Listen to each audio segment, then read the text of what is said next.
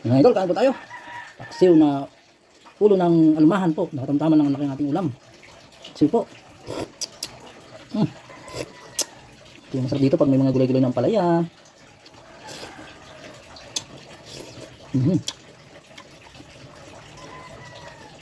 Tapos talong.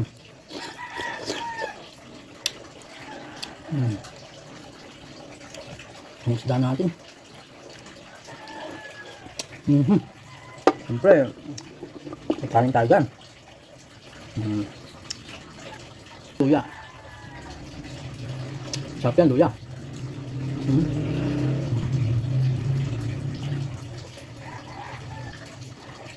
Sabaw na.